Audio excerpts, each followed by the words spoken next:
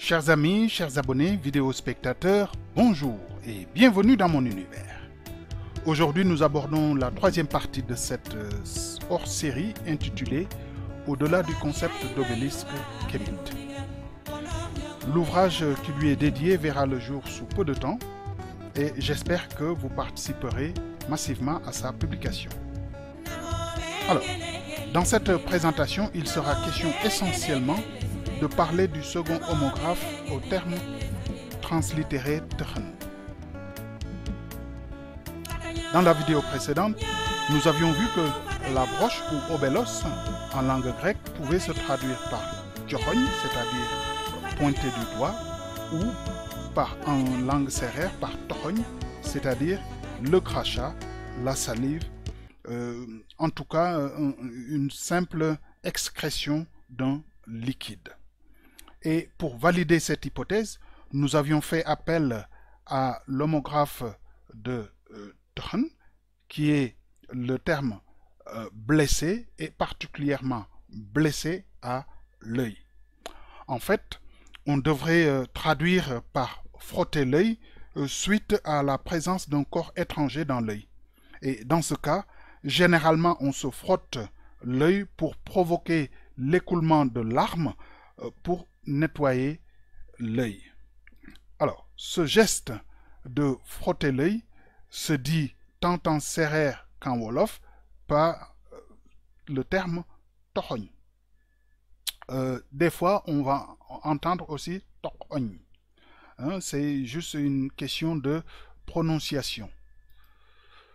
Alors, en sérère, le résultat de frotter l'œil se dit tochogne ou tochogne. Et pourquoi j'introduis cette variante tochogne? Tout simplement parce que nous avons le terme tok, et on va y revenir tout à l'heure, et le terme ogne ou onge, sachant que ogne ou onge veut dire la sueur. Et parlant de sueur, il faut savoir que les Wolofs emploient le terme rangogne ou rongogne, ou des fois on peut entendre la variante aussi roncogne. Par contre, il n'y a pas d'ambiguïté en sérère, on dira gonite. Mais c'est un terme qui vient de gon, qui signifie la sève, particulièrement la sève des arbres. Alors, les Kemtiou ont aussi leur manière d'appeler les larmes. Nous avons le terme remoute, et un terme qui lui est très proche, c'est remou, qui signifie les poissons, et nous avons aussi remotu, qui sont les humains. Alors, ces trois mots sont souvent utilisés ensemble dans les écrits kémites, car selon certains égyptologues, ils permettent aux Kemtiou de créer des jeux de mots parfaits. Mais il faut savoir que la connaissance kémite dépasse largement le cadre littéraire et poétique de jeux de mots. D'ailleurs, selon les écrits des anciens égyptiens, les hommes furent créés à partir des larmes d'atomes. Alors, afin d'illustrer nos propos, nous allons citer brièvement deux textes dont la première nous vient d'Isabelle Regen et de Frédéric Servajan dans leur ouvrage intitulé Verba manant et ayant pour sous-titre Recueil d'études dédié à Dimitri Meix. Dans le texte, on lit Elles, c'est-à-dire les étoiles, sont tombées. Leurs os sont à terre, tandis que leurs baous, c'est-à-dire leurs âmes, qui sont tombées à terre, sont sortis. Leurs larmes sont tombées et se sont manifestées en tant que poissons. La vie de l'étoile est advenue dans le bassin. Elle est advenue en tant que poisson, puis est sortie de l'eau et est montée au ciel. Qui disait que la biologie nous venait des étoiles et que nous sommes tous poussière d'étoiles? Je pense que l'astrophysicien Hubert Reeves en sait quelque chose.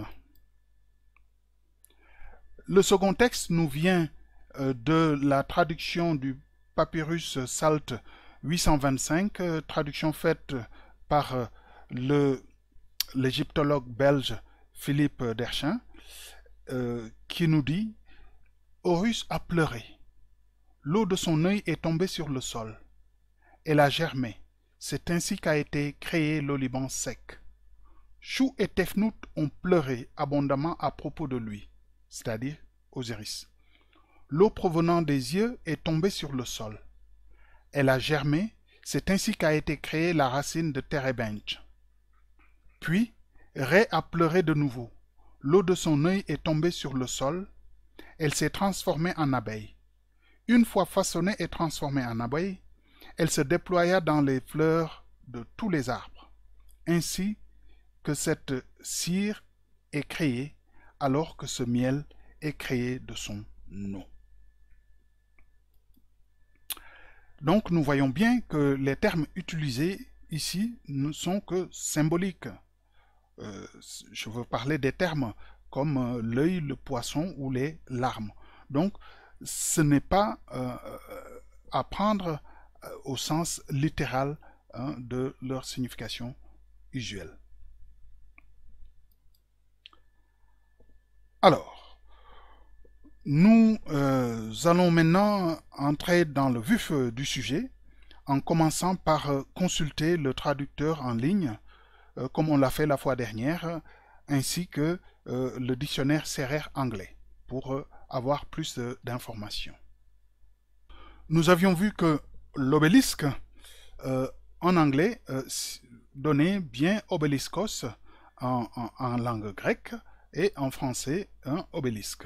Alors, si on copie le terme obéliscos et que l'on mette ce terme ici pour retrouver notre terme obélos, nous voyons bien que obélos signifie en plus spit ou skewer, qui est la broche. Alors, voyons que le terme spit, et j'utilise l'anglais puisque nous allons voir aussi dans le dictionnaire Serrère anglais, ça va être beaucoup plus facile pour nous. Donc le spit, pour nous rassurer, ça veut dire cracher, mais aussi ça veut dire embrocher, donc mettre en broche. On l'avait vu le terme skewer, c'est pleuvoir, rocher, bruiner, faire du rôti, faire rôti à la broche. En tant que nom, nous retrouvons la signification classique, donc la broche, la salive, le crachat, le crachement, l'écume, les gouttes de pluie. Et en parlant de gouttes, nous avons coulé goutte à goutte ou une très petite quantité de liquide, donc des gouttes pour les yeux par exemple. Donc on va le traduire en anglais par drop, mais on a encore d'autres traductions et je retiens celle-là qui est très connue, qui est to drip, qui donne un goutte à goutte, un larmier, mais aussi il y a ce terme tot qui veut dire petit enfant et en même temps la goutte. Alors le goutte à goutte, comme j'avais dit, donc to drip. C'est aussi le larmier, donc le goutte à goutte. Et to drip, eh bien, nous le revoyons, c'est donc la goutte, en tant que verbe, donc c'est goûter, ruisseler, tomber goutte à goutte, couler goutte à goutte, c'est goûter. Et en tant que nom, nous avons la goutte, donc le larmier, ou la lavette, ou le goutte à goutte. Maintenant, nous pouvons consulter le dictionnaire Serrère anglais pour voir ce qu'il en est de ce qu'on a vu tout à l'heure. Alors, tout de suite, to drip, le dictionnaire nous propose torque. Et ruisseler abondamment, c'est seed. Nous reviendrons sur ce terme-là, seed. Nous avons aussi le terme drop, qui donne deb. Ce deb-là peut aussi signifier maf, mais c'est dans le terme de vaincre. Et to drop veut dire aussi samin, c'est-à-dire laisser tomber. Et quand on le reprend de l'autre côté, tok veut dire to drop ou to drip. Et nous n'avons pas besoin de consulter le dictionnaire Wolof puisque l'auteur nous suggère que certainement tok serait un emprunt du Wolof. Donc, nous voyons que to drip ou to drop, tant en sérère qu'en Wolof, on va dire tok. Mais nous avons aussi une seconde signification en sérère, qui est la charge. Et nous reviendrons sur cette charge-là dans les vidéos à venir. Nous avons aussi le pluriel de roh, qui est tok, qui veut dire l'écume qui se forme quand on fait du bouilli d'aliments. Alors, le terme deb, nous le voyons, ça veut dire petit ou jeune. En tout cas, c'est la jeunesse, nous le voyons puisqu'il vient d'un deb. Et donc, nous voyons que ça reprend exactement ce qu'on a vu tout à l'heure avec le terme tot, qui voulait dire la goutte, mais aussi qui voulait dire l'enfance.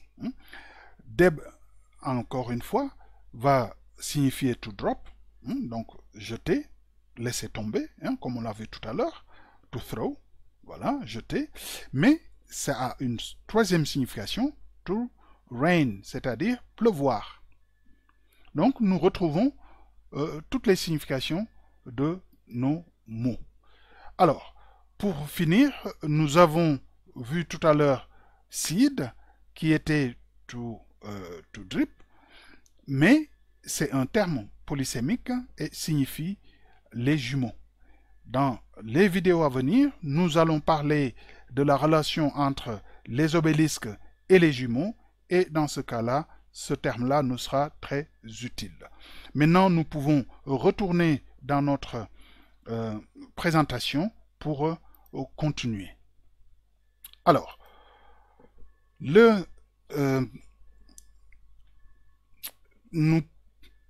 l'égyptologie nous propose pour obélisque, donc terme qui est donc homographe, selon eux, à l'ibis, qui se prononcerait de la même manière. Donc, nous avons en tout cas des homographes. La question, c'est de savoir, est-ce que ce sont des homophones? Alors, il faut savoir que l'ibis est appelé en langue kémite par deux autres termes, qui est hebi, pour désigner l'ibis sacré, ou bien le terme gemet, pour désigner l'ibis falsénel.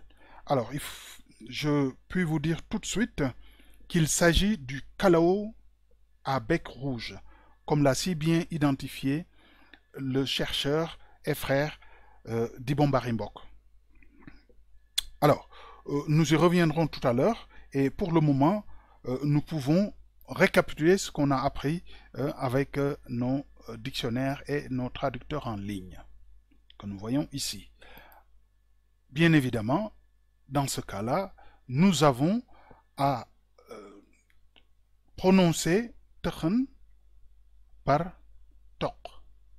Mais si c'est le cas, alors le N qui est représenté par le filet d'eau serait donc muet et donc serait un indicateur de sens.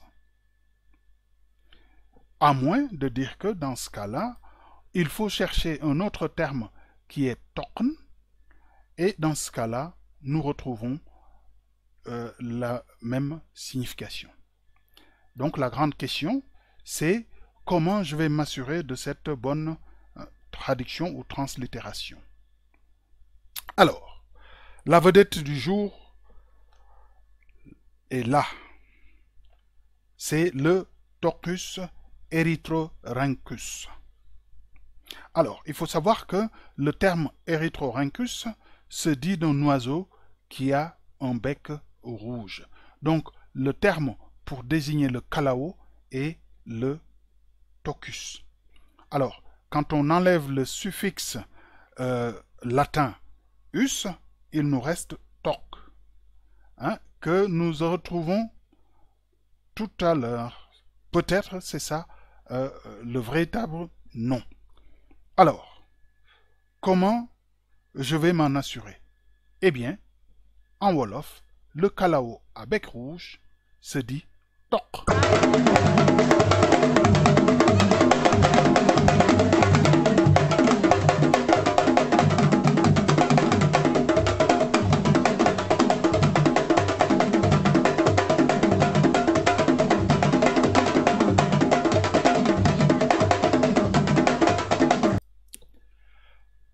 En sérère, le kalao à bec rouge va se dire tokokoy.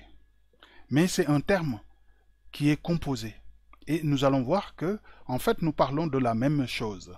Puisque en sérère, tokokoy, c'est-à-dire, il appelle la goutte.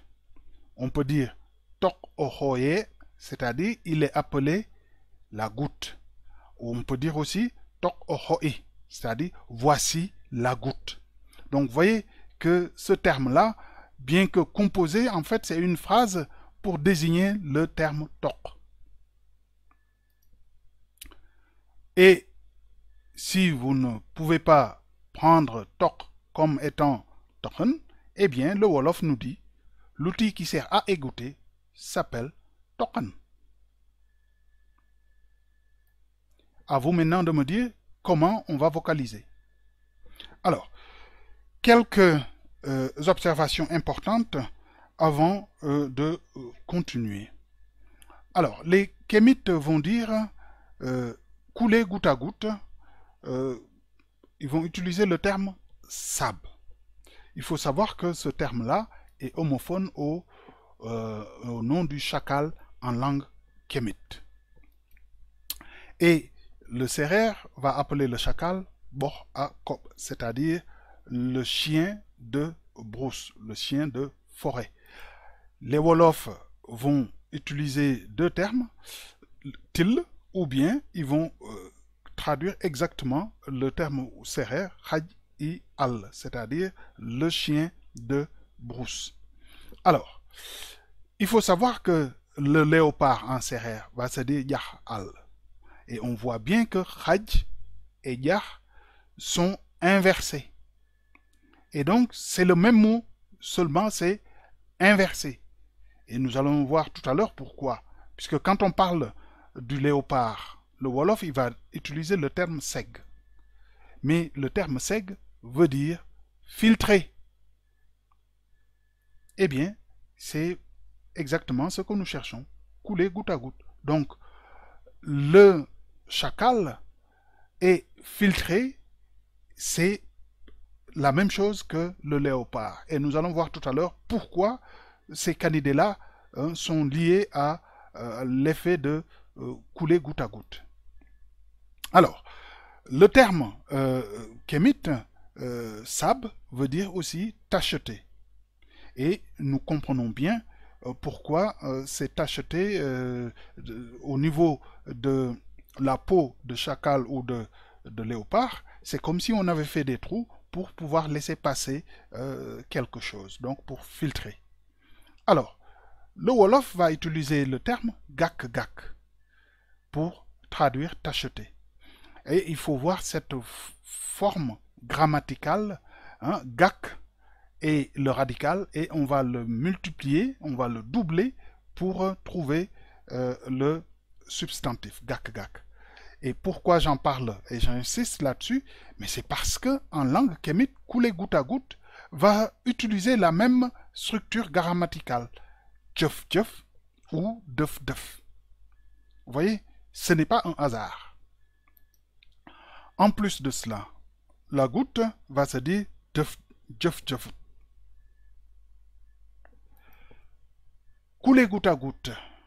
En Wolof, on peut dire aussi tok-tokal.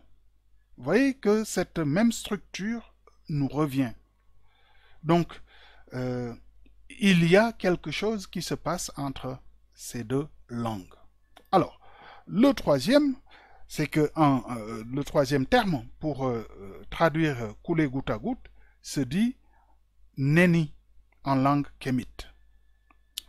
Mais il faut savoir qu'en sérère, le fruit appelé naine, c'est le jackalberry. Alors, le traducteur me donne la baie de chacal et j'espère bien que ça a été bien traduit. Il faut voir que quand le Serer dit naine, en fait, il est en train de parler du fruit qui est identifiable, qui identifie le chacal qui est là, coulé goutte à goutte. Coulé goutte à goutte, c'est donc, on peut parler du fruit qui l'identifie pour montrer que nous parlons de couler goutte à goutte. Alors, en langue kémite, encore une fois, nous avons le verbe hui, qui veut dire battre, vaincre, châtier, jeter, mettre, marcher sur ou pleuvoir. Et nous avons vu tout à l'heure aussi une partie de cette traduction. Et en serer, on utilisera exactement le même terme, hao, pour désigner l'action de battre, de vaincre, de châtier, de marcher dessus. Et on utilisera aussi le terme deb qu'on a vu tout à l'heure, qui veut dire lancer, jeter à terre, mais en même temps pleuvoir.